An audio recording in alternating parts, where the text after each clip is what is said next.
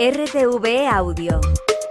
Descarga la nueva app y disfruta de los programas de RNE y nuestros podcasts originales.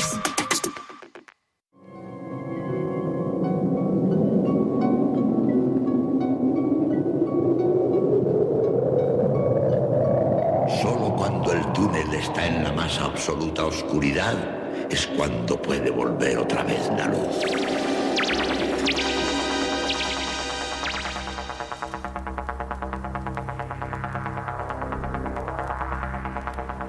Estás entrando en el espacio en blanco. Una puerta a nuevas dimensiones de la existencia. Una nueva perspectiva sobre la realidad. Espacio en blanco.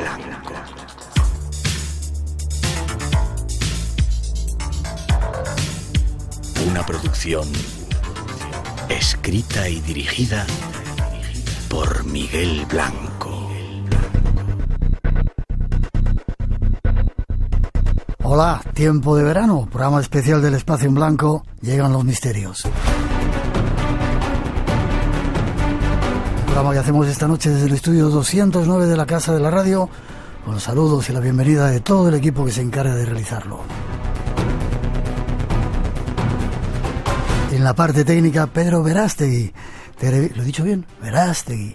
Lo he dicho bien. Tere Vilas en la locución, David Cuevas en la redacción y Ricardo Aguilera en la producción. Y además Natalia Sotillos en la realización y coordinación. Y este que os habla, Miguel Blanco, como siempre, incluso en verano, un placer estar juntos disfrutando de la compañía de la radio. Abrimos redes sociales. Escríbenos al correo espacioenblanco@rtve.es. Mándanos un WhatsApp al 633 50 50 11 y búscanos en las redes sociales como eBlanco Radio. Esas redes que ya están dispuestas para atender cualquier consulta y que atienden Juan Gómez, Antonio Baena y Ramón Álvarez. Y vamos ya con lo que nos espera en este programa especial veraniego.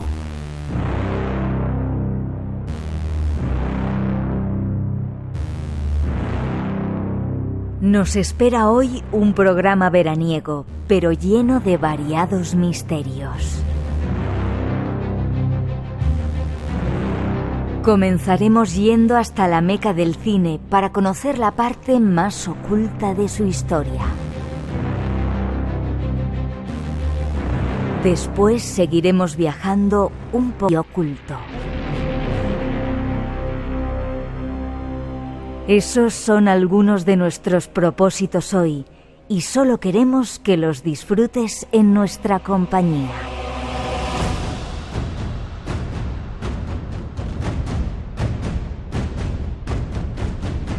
Esos son los temas.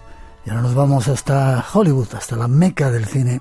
Y saludamos a nuestra primera invitada. Lo vamos a hacer después de esa introducción y os desvelamos el tema que llega.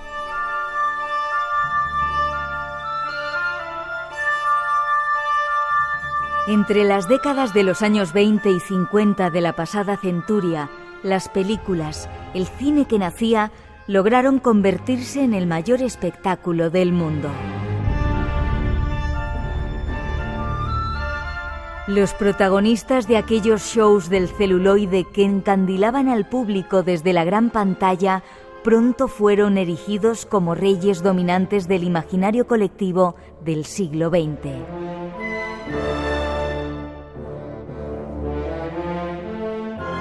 Pero aquel panteón cada vez más poblado de rutilantes deidades albergaba asimismo siniestros y decadentes bastidores, plagados de sombras sin fin.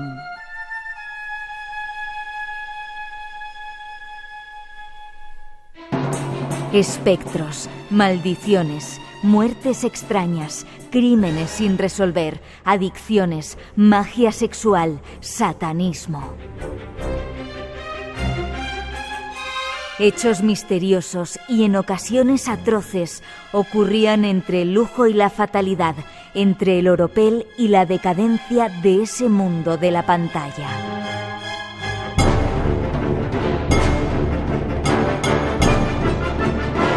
Nuestra próxima invitada es una experta en el tema y ha venido a darnos más datos.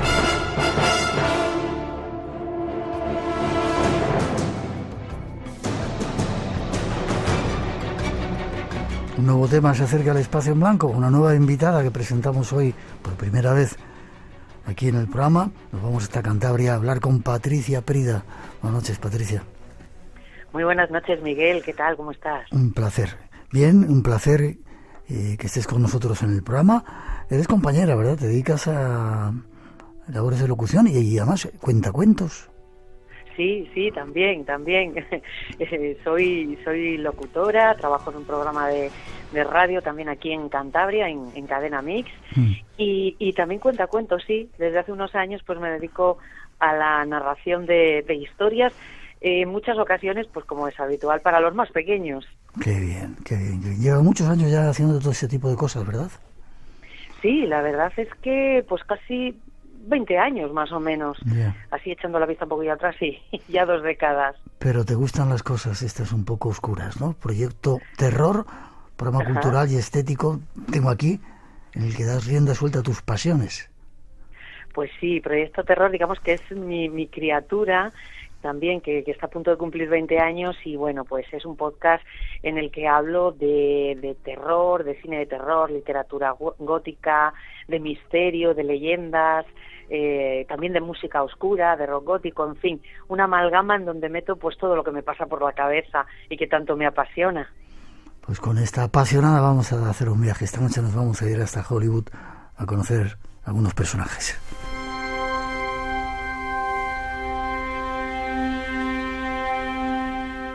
Además de todo eso que haces, has tenido tiempo para escribir un libro que se llama Maldiciones y Malditos en Hollywood, glamour y tormento indivisibles. ¿También te gusta el mundo del cine? Veo el cine un poco oscuro, ¿no? Sí, a ver, en realidad me gusta el cine en general.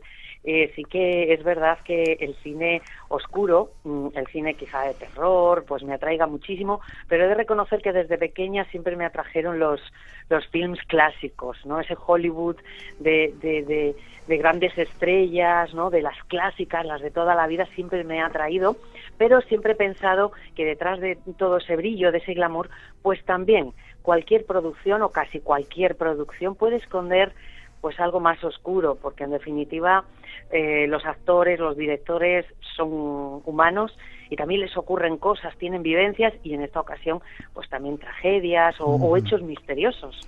Tenemos también compañeras aquí que les gusta mucho el cine clásico de esos años. ¿La película de terror que más te haya gustado o más miedo te haya dado? Pues mira, así a bote pronto hay una maravillosa del año 1980 que es Al final de la escalera. ¡Wow! Esa sí que da miedo. Muy buena, con George C. Scott, que no tiene nada de sangre, pero sí que hay un elemento maravilloso que es una casa, y una casa que no quiere ser habitada. Y bueno, a partir de ahí nos cuenta una historia alucinante. Y una escalera terrible. Sí,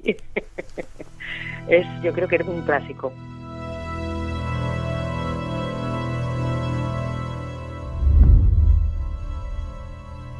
Bueno, pues nos vamos, si quieres, a conocer algo de lo que explicas en este libro. Los dioses del siglo XX, de repente cambia el paradigma y mucha de la gente que salía en la pequeña pantalla, ¿no? El cine se convierte en un nuevo medio de comunicación, de cultura, de moda, ¿no? Uh-huh. Sí, la verdad es que la llegada del cine fue algo increíble, como tú bien has dicho, un cambio de paradigma, y algunos auguraban que no iba a tener futuro. Afortunadamente se confundieron, y en cuanto esos actores que daban vida a historias fantásticas, maravillosas, fueron conociéndose más sus caras, pues se fueron convirtiendo al mismo tiempo pues en semidioses o prácticamente dioses, ¿no? Unos iconos que la gente ha tenido ahí, digamos, como una especie de altar, y que han sido adorados desde entonces. Y yo creo que ese magnetismo todavía se mantiene a pesar de que ya estamos en pleno siglo XXI y estamos muy maleados. Cuando comenzó el cine, pues la gente quizá en muchos aspectos era más ingenua y a estos actores, sobre todo los que daban la cara en la gran pantalla, pues los veían como astros súper brillantes. Y yo creo que ahí reside gran parte de su encanto. Y Hollywood se convertiría un poco en la meca, ¿no? En el centro de todo ese nuevo mundo de dioses que salían en la pantalla.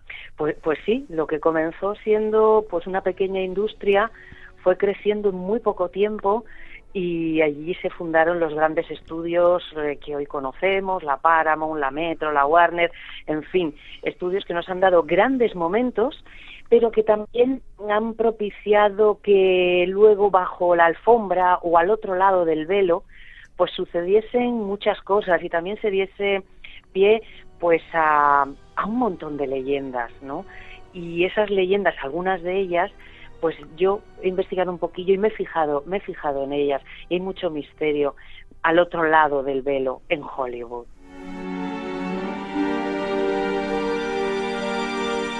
Entre otros muchos, fantasmas, muertes, crímenes, adicciones, satanismo, magia sexual, de todo. Empezamos por casos de fantasmas, si quieres, que así yo creo que es como comienza también el libro. Un extraño fantasma que aparece en ese cartel que pone en Hollywood.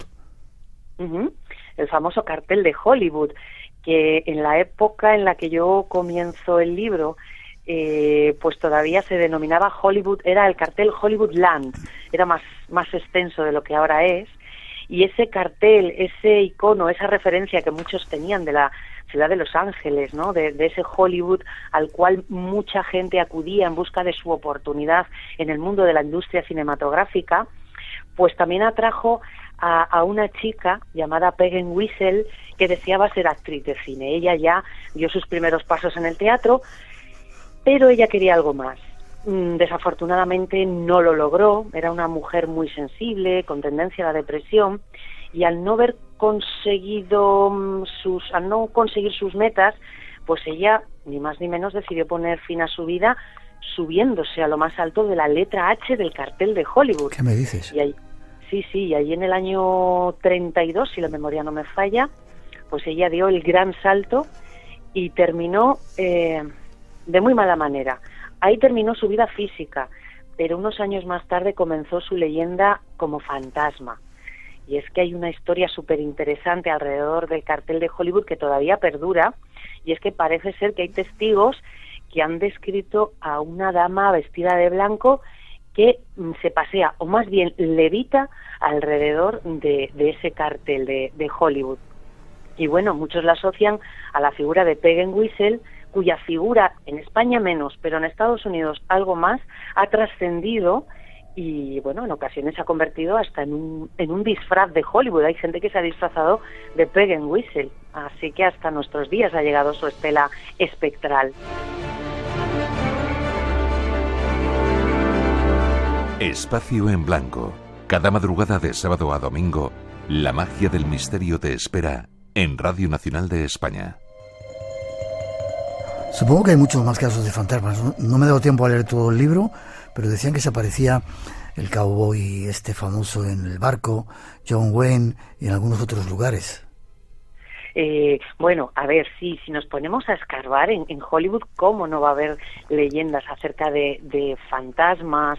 Mira, ahora mismo me estoy acordando, el fantasma de John Wayne también, hablan de él, que se aparece, pero hay uno al que yo he cogido especial cariño, que es a George Reeves. Fue el primer Superman que apareció en la tele, y este era un hombre, bueno, apuesto, fornido, ideal para realizar ese personaje, y interpretó al hijo de Krypton en una famosa serie en Estados Unidos, Las aventuras de Superman, que bueno, creo que los niños con cada capítulo eran fieles, tenía grandes seguidores, sobre todo entre el público más joven, y bueno, pues parece que su carrera iba en ascenso, ¿no? Pues casi volando con su capa, pero parece que esa capa envolvía una maldición, y George Reeves tuvo un final un poco oscuro. Hay varias teorías, todavía hay mucho misterio alrededor de su muerte, falleció de un tiro en la cabeza, pero hay, como digo, varias hipótesis: asesinato, suicidio, accidente, y por supuesto, tras su fallecimiento, pues también comenzó la leyenda, pues hay testigos que aseveran que su casa en Hollywood también estuvo encantada y que incluso llegaron a ver su fantasma, por supuesto también ataviado con la capa de Superman.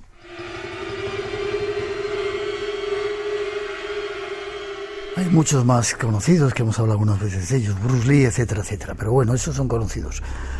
Patricia nos trae casos que, por lo menos yo, no tenía ni idea.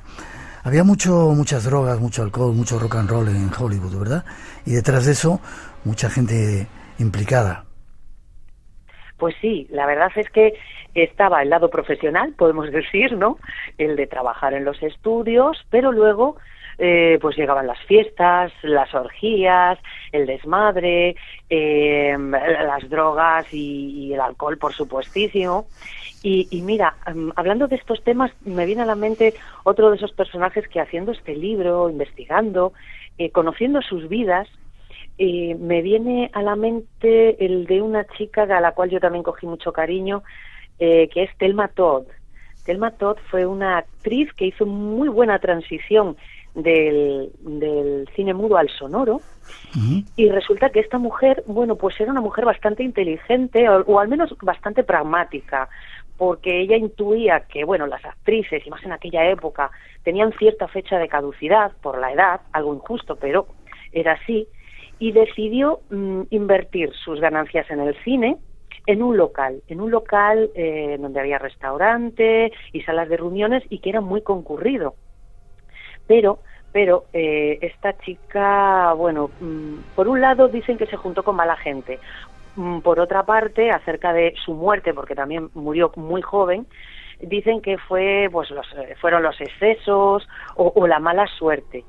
De cualquier manera, la zona donde ella puso su local aún existe el edificio, ya dedicado a otros menesteres, pero sí que también ese edificio contiene la leyenda de cierto fantasma que se ha paseado por allí y que ha sido visto pues por varios operarios que luego han estado trabajando en esas instalaciones, ¿no? Y fue el caso de una mujer simpática, con mucha chispa, hacía mucha comedia, también algo de terror hizo, algún que otro drama, cine negro. Bueno, llegó a trabajar incluso con los hermanos Marx, en donde daba una excelente réplica, esta rubia despampanante llamada Thelma Todd.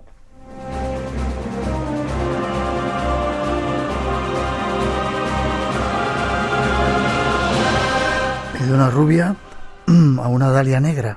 ¿Quién era este personaje? Sí. Yo creo que este es uno de los casos que más ha trascendido, porque incluso aquí en nuestro país hay mucha gente que lo conoce, aunque igual no de primera mano o de primerísima mano. Me explico, no conoce el caso en el origen, pero sí que conoce ese icono que podemos denominar ya icono popular, ¿no? Icono pop, prácticamente, porque la Dalia Negra, que era el seudónimo que pusieron a Elizabeth Short, pues ha aparecido en series de televisión, en películas, ha inspirado novelas, ha llegado hasta nuestros días, y es un caso terrible, sobre el cual todavía pesa el enigma. ¿Por qué se mató a esta chica y por qué de la manera en que se la mató? Porque esta muchacha apareció en un descampado en 1947, apareció su cuerpo desnudo y demediado, cortado por la mitad, justamente a la altura de, un poquito más arriba de las caderas, parcialmente viscerado y con signos de una tortura tremenda. Hay muchísimas hipótesis sobre quién pudo haber sido el asesino o asesinos. Yo expongo alguna en el libro porque es un caso súper peliagudo. Pero ¿qué ocurre? Que el tiempo va pasando y claro, eso va en detrimento de poder solucionar este asunto, porque obviamente se han perdido pruebas, investigadores que en su día se pusieron manos a la obra han fallecido ya por el paso del tiempo. En fin, que es un caso que se enfrió, pero que la estela también, por otra parte, permanece, Continúa. ¿no? De alguna manera, y es a través de la imagen de esta chica. ¿Y no se sabe por qué la mataron o si se había metido en cosas extrañas o...? Pues ya verás, es que ¿sabes lo que ocurre? Con Elizabeth Short, a mi entender, han tomado dos posiciones, o al menos la prensa en su día, que era muy sensacionalista. En primera instancia tomó una postura muy de situarla en una situación, valga la redundancia, de mujer fatal. De mujer fatal, ¿no? Una mujer que iba en busca de hombres, que lo que quería era divertirse y sacarles el dinero. Pero, hasta donde yo he investigado, en realidad era diferente, porque parecía una muchacha un poco ingenua, era muy joven cuando murió, y que sí, fue a Hollywood, pero en realidad fue a Hollywood a buscar un poquito de magia, un poco de alegría, y decían de ella, los que la conocieron, que era una chica que salió con algún hombre, pero siempre en plan muy formal, porque ella lo que esperaba era poder formar una familia. Luego está la teoría de que quería ser actriz. Yo no estoy de acuerdo con esa teoría, y la explico en el libro, ¿no? Y que se acercó a Hollywood pues un poco atraída por sus luces, su glamour, pero yo creo más bien para vivir una aventura, hasta que, en fin, dio con un desalmado o desalmados. ¿Y por qué acabaron así con ella? Bueno, pues todavía hoy se mantiene cierto enigma, porque hay un investigador ya mayor que en su día dispuso de tiempo, pues ya se había retirado, un detective de Los Ángeles, e empezó a investigar a raíz de unos papeles y unas fotografías que encontró él en su casa, unas fotografías personales, y que le hicieron pensar que quizá el responsable de esa muerte fuese un familiar de él, y es una teoría que él a día de hoy aún mantiene.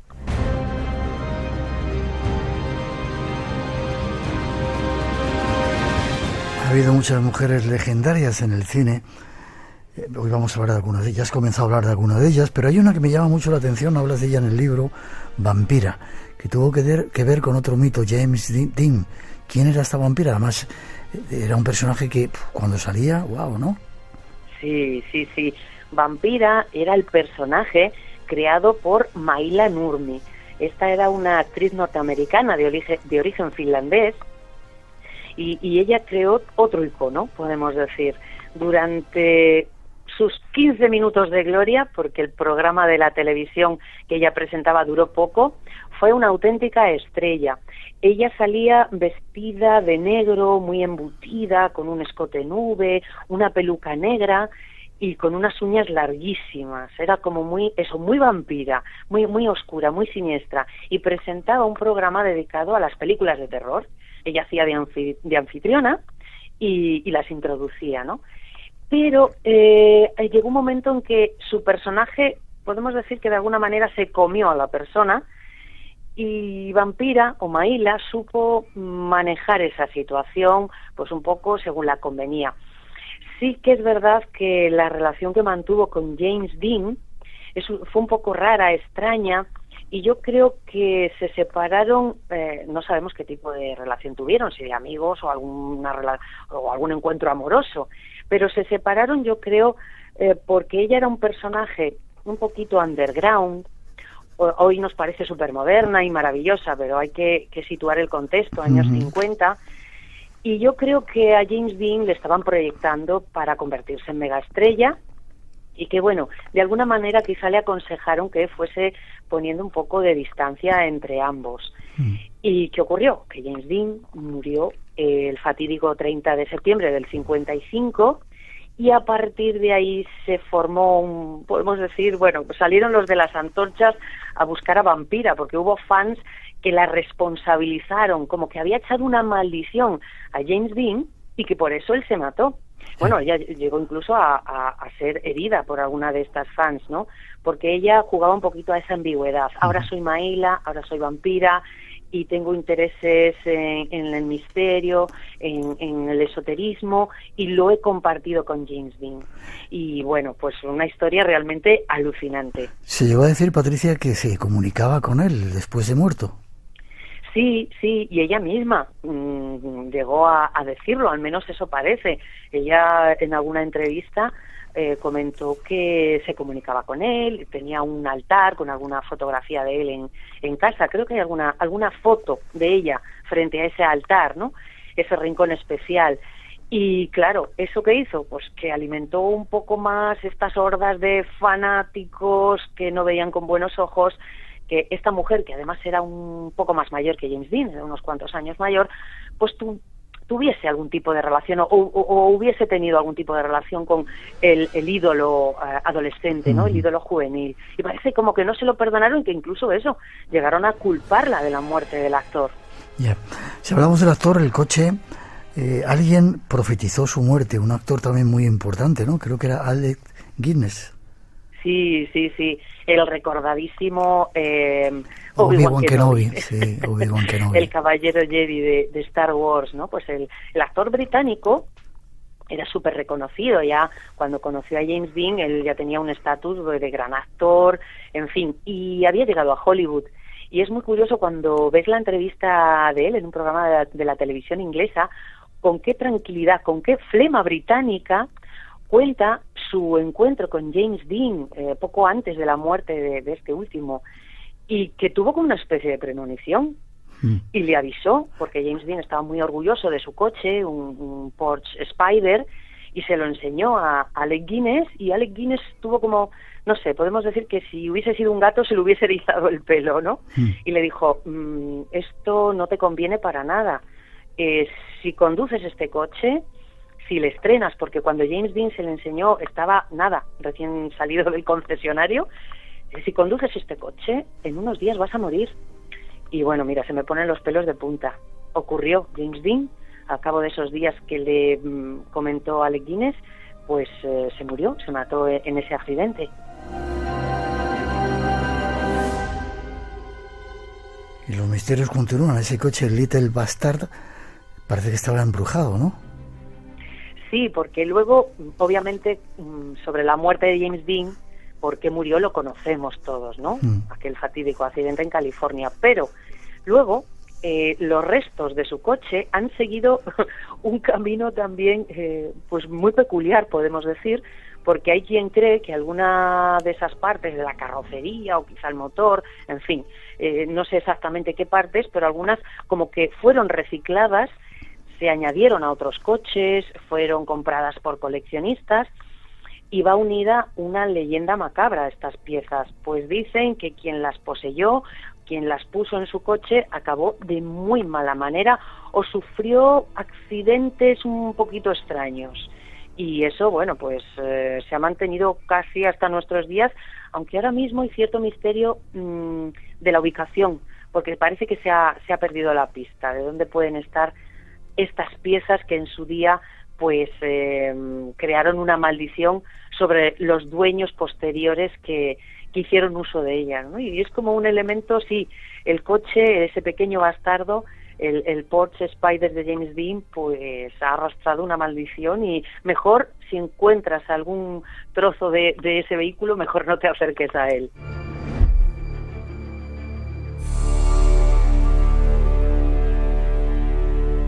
Hablábamos antes de droga, alcohol, sexo también había en cantidades. Incluso parece que se practicaba la magia sexual. Bueno, esta historia es fascinante. La magia sexual, rituales, satanismo. Yo siempre digo lo mismo, que Satán se pasea tranquilamente por Hollywood. El de antes y el de ahora también, ¿no?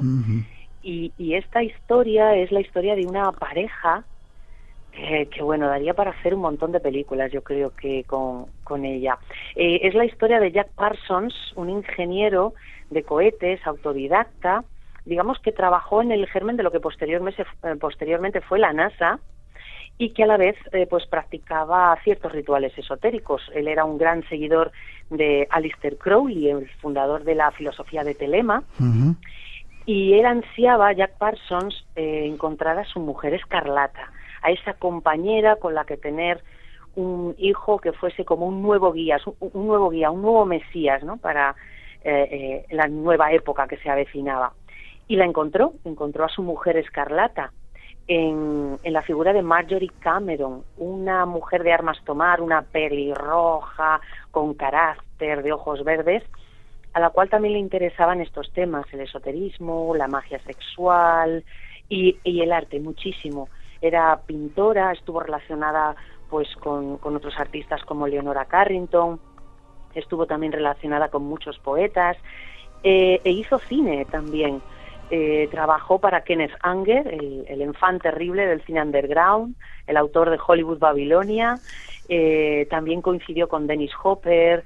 En fin, pues esta pareja explosiva, podemos decir, Jack Parsons y Marjorie Cameron, compartieron pues gustos por lo misterioso, por lo esotérico, por los rituales, por la experimentación también con la magia sexual, con el sexo y también con ciertas sustancias alucinógenas. Uh-huh. Y hay que decir que Jack Parsons, pues en algún momento de su vida también trabajó para los estudios de Hollywood, fabricando explosivos también para las películas bélicas y demás.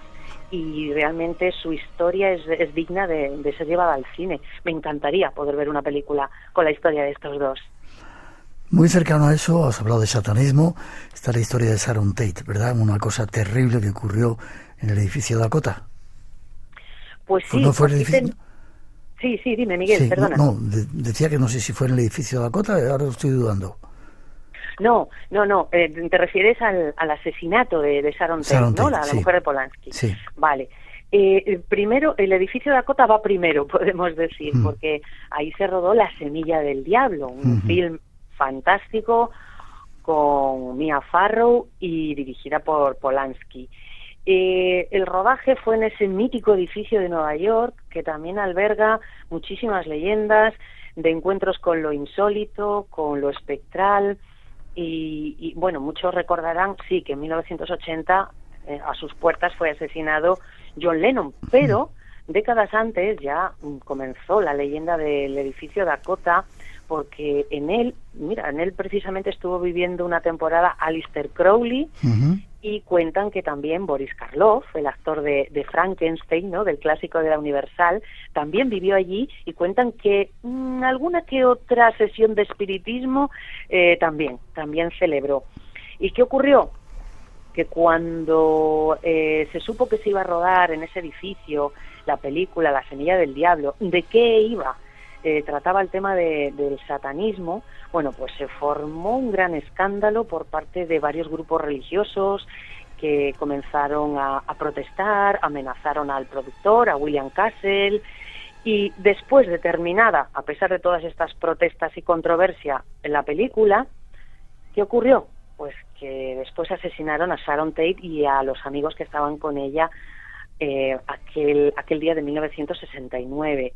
Claro, muchos ya vieron ahí una señal de que es un castigo porque Polanski ha rodado una cinta en donde habla demasiado del demonio, de Satanás, no puede ser, esto es una señal clara del maligno. Y por supuesto aquí también, pues a raíz de todos estos acontecimientos, que sobre todo los asesinatos pues son tremendos, se formó una leyenda alrededor de la película y aumentó la que ya existía en el edificio Dakota.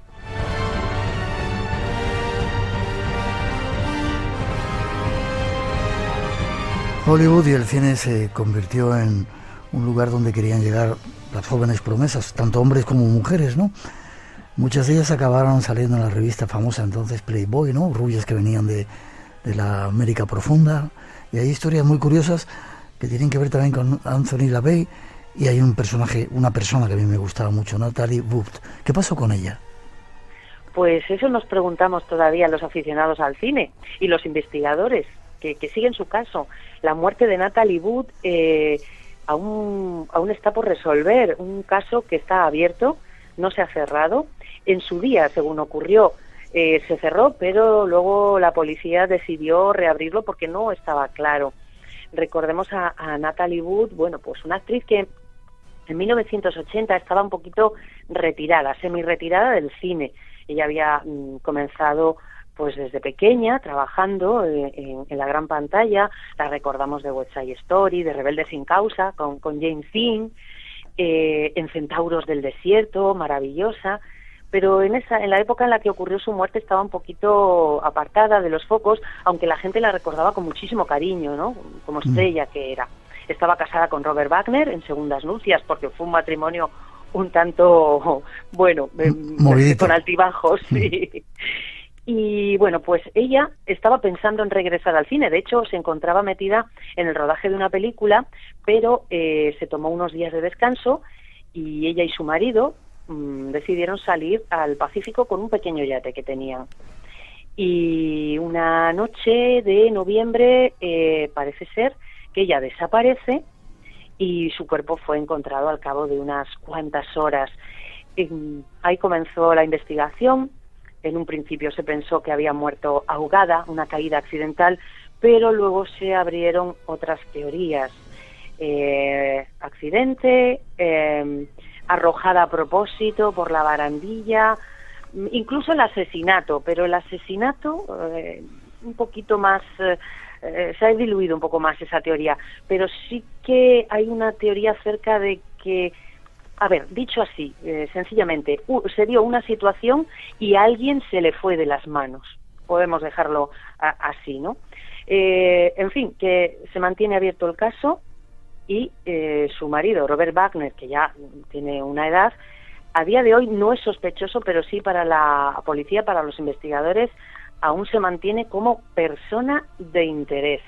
Y aquí nos encontramos con una situación pues muy parecida a la de la Dalia Negra, aunque es un caso más reciente, es de los 80, pero el tiempo pasa, las pruebas también, algunas de ellas han ido desapareciendo y los que podían dar testimonio, investigadores, por ejemplo, el investigador jefe que reabrió el caso unos pocos años después de la muerte de Natalie Wood, ya ha fallecido, así que el misterio yo creo que va a ir creciendo alrededor del fallecimiento de esta gran actriz.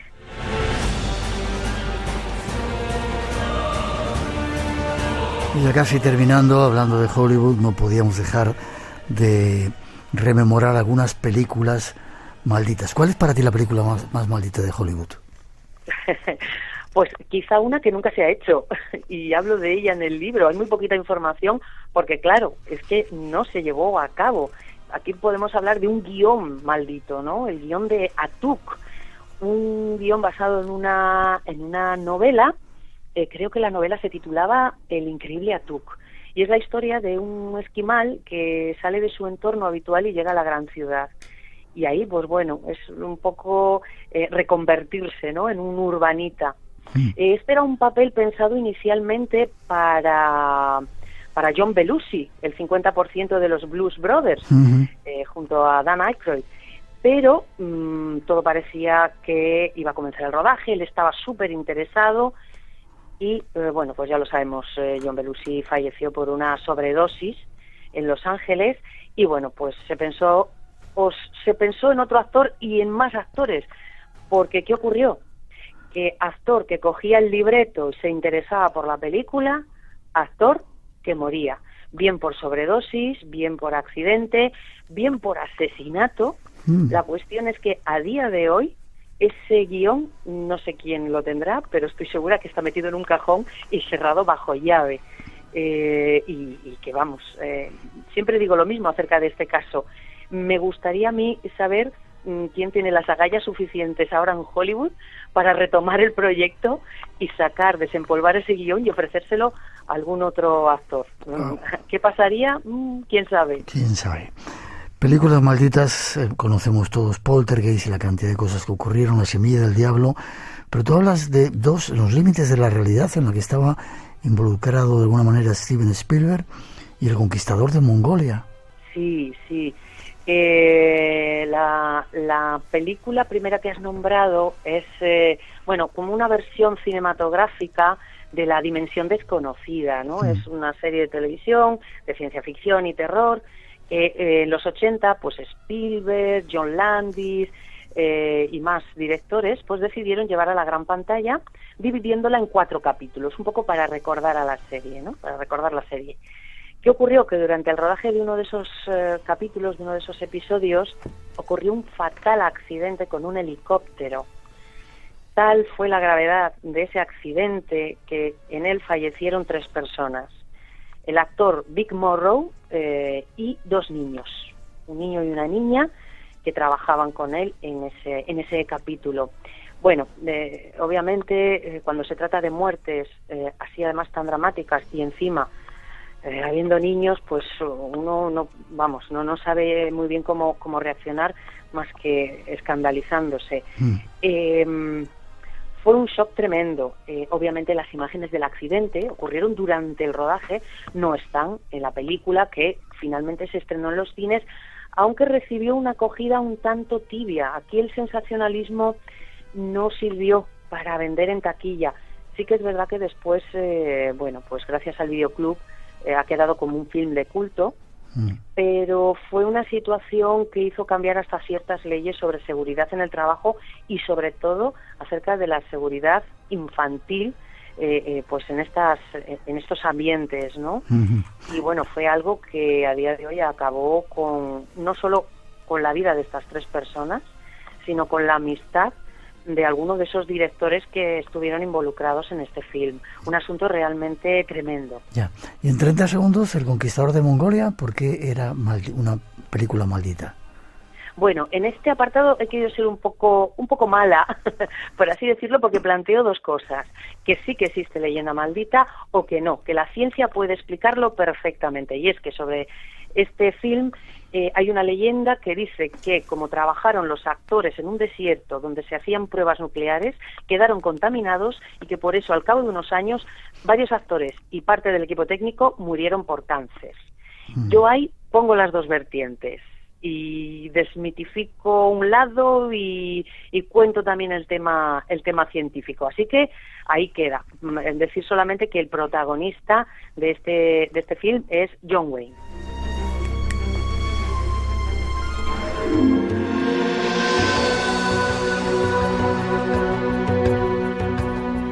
Patricia Prida. ¿Todo esto ha cambiado o sigue habiendo mucho cachondeo en Hollywood en torno al cine? Yo creo que ha cambiado algo, porque también parte del encanto, parte del misterio está pues en que aquellas estrellas, aquellas producciones, todo aquel glamour era como muy lejano para el resto de los mortales, ¿no? Y hoy en día, como siempre comento, con esto de las redes sociales, los avances tecnológicos, a veces los actores, las estrellas, nos cuentan demasiado a través de sus perfiles en las redes sociales, por ejemplo. Y eso está bien, pero por otra parte a mí me da la sensación de que pierde parte del encanto, ¿no? Yo prefiero quedarme con esas épocas más de antes, pero sí que siguen ocurriendo cosas en Hollywood. Te doy las gracias por despertar esos recuerdos de ese tiempo brillante en el que el cine sigue siendo ahora, ¿no? Pero era algo maravilloso. Si queréis saber más, maldiciones y malditos en Hollywood, espero que hayas disfrutado estando con nosotros, Patricia. Muchísimo, ha sido un auténtico placer charlar contigo, estar con vosotros y encantadísima y súper contenta de poder participar en un programa pues que fíjate, escucho desde mi época adolescente, así que imagínate, muchísimas gracias. A ti, espero que lo sigas haciendo y que vengas más veces al programa, y si quieres saber más de ti, ¿tienes alguna forma de contacto? Sí, estoy en redes sociales. Es imposible no estar en Facebook, Patricia Prida, y luego en Twitter y en Instagram como Proyecto Terror. Perfecto. Escucharemos ese Proyecto Terror que nos va a la marcha. Y espero verte prontito y darte un abrazo y un beso fuerte. Yo también lo espero. Un abrazo enorme, Hasta Miguel. muy prontito. Gracias.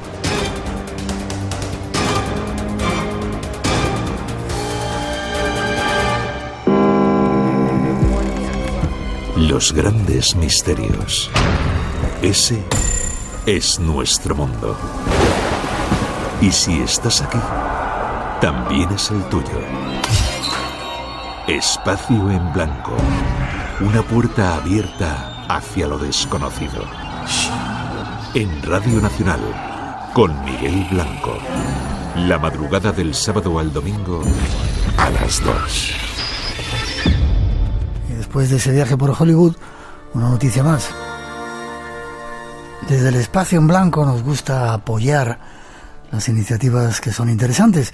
Y no sé si llegamos a tiempo de apoyar esta iniciativa, pero por lo menos queremos darla a conocer. La descubrimos en en la Feria del Libro, cuando estuvimos haciendo el programa especial, y por ahí apareció un personaje, editor, y nos dejó encantado con su trabajo, Jorge Coello. Está con nosotros hoy. Buenas noches, Jorge. Buenas noches, Miguel. ¿Qué tal? Encantadísimo de estar en Espacio en Blanco, en tu programa. Sí. Es un honor. ¿Eres un oyente? Soy oyente. Tengo alguna anécdota de hace muchos años que alguien ha aparecido por mi casa, un amigo, con cintas de cassette, como 50, 60 cintas de cassette, con programas grabados de hace siglos de Espacio en Blanco, y me los zampé todos, claro. Qué bien. Ya sabía yo que tenías cara de inteligente. Bueno, cuéntame esto del Gato Negro. Me llamó mucho la atención. La primera revista de leyendas y ocultura de Madrid, y sí, dice que el mayor de todos los misterios es el hombre, decía Sócrates. Y me ha sorprendido porque hay un montón de artículos: La Dama de las Siete Chimeneas, La Cápsula del Tiempo en Madrid, Centenario de Antonio Rivera, El Callejón del Infierno, Los Edificios Encantados de Madrid, El Mensaje de Pandora de nuestro compañero Javier Sierra. ¿Qué es esto, o qué era esto, este Gato Negro? Gato Negro surgió como cuando yo hacía la revista Tanit en Ibiza, y me trasladé a Madrid para, digamos, un poco nacionalizar Tanit, ¿no? Hacer Tanit desde la capital para el mundo. Pero quería darle un enfoque diferente, un formato diferente. Tiene el formato de tamaño, tiene el formato de La Gran Mundo Desconocido, de Andreas Faber-Kaiser, tiene el mismo tamaño exactamente. Pero quería darle un enfoque, no quería hacer Tanit, quería hacer algo más enfocado a Madrid, a los misterios de Madrid, y darle un toque. Consideré que darle un toque histórico-cultural a los misterios, eso que tanto la ocultura, ¿no?, que dice Javier Sierra, pues quería darle un poco ese enfoque, ver el misterio a través de los ojos de la historia y de la cultura. Para amar las cosas hay que sentirlas imbuidas de misterio y contemplarlas hasta ver surgir de ellas el enigma oscuro de su eternidad, decía Ramón de Valle Inclán. He de decir, Jorge, que lo habías conseguido, una revista plagada de cosas, de temas interesantes, de ilustraciones, súper bien cuidada, y aunque fuera solamente de Madrid en un principio, son temas que nos llegan a todos, ¿verdad? Sí, porque me sorprendió mucho, porque Tanit, por ejemplo, abarcaba todo tipo de misterios, ¿no? Desde ovnis, apariciones, bueno, todo tipo de misterios, lo que ya sabemos todos. Y no tenía ese alcance, o sea, sí había mucha gente que seguía la revista, pero con Gato Negro hubo un feedback por parte del público, pero de toda España te hablo. Y cuando era una revista solo enfocada a misterios y leyendas de Madrid, me escribía gente de toda España que querían suscribirse a la revista, que querían tener esa revista en su biblioteca.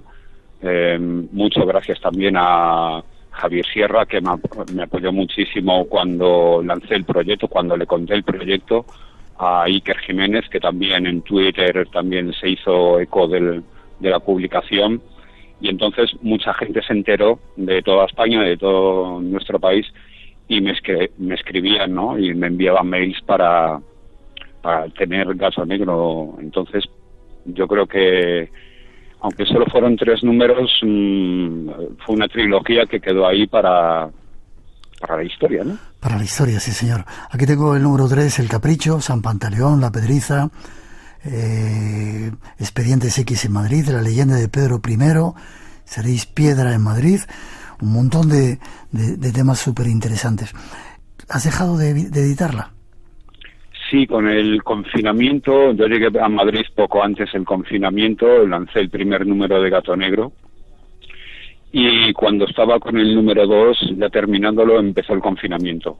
O sea, se paró la revista, se paró el tema de la publicidad, que era como yo financiaba la revista, con anuncios de publicidad, y después, recién salidos del confinamiento, pude editar el número 2 y el número 3, pero ya se me hacía un poco cuesta arriba el conseguir sponsors, anunciantes, y me enfoqué un poco en el tema de los libros, publicar libros. Jorge, ¿era una revista gratuita? Sí, era gratuita.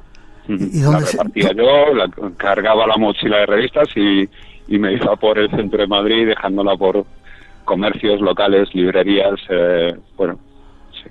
Hola, ya decía yo que era una buena idea. ¿Y has pensado, yo quiero tener un gato negro, quiero más gatos negros, ¿has pensado en volver a resucitarla?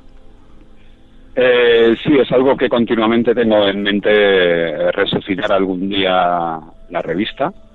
Tengo que encontrar, a veces no es cuando quieres ni cuando puedes, sino cuando sientes un poco la llamada, ¿no? Es ahora, ¿no? Ahora es el momento. Entonces, tenía por ahí un proyecto aleatorio de una revista, de otra revista, pero bueno, tengo en mente lanzar Gato Negro de nuevo, pero no sé cuándo. Pero me gustaría porque, echo mucho de menos, ¿no? El tema de diseñar la revista, de estar en contacto con los escritores, con los colaboradores, todo el proceso creativo que hay tras una revista, ¿no? De imágenes, artículos, pues se echa de menos. Quizá Jorge haya llegado el momento con esta intervención en el programa, no te digo nada. Y además yo te ayudo, me cargo en la mochila unos cuantos y nos vamos por ahí a sitios a entregarlas, ya que es gratuita, como debe de ser la buena cultura. Bueno, no toda, de vez en cuando hay que... Pero bueno, la cultura, ese término acuñado por Javier Sierra y que hemos adoptado también nosotros, tiene que estar ahí para que se vuelva a ver que el misterio es algo consustancial con nuestra vida.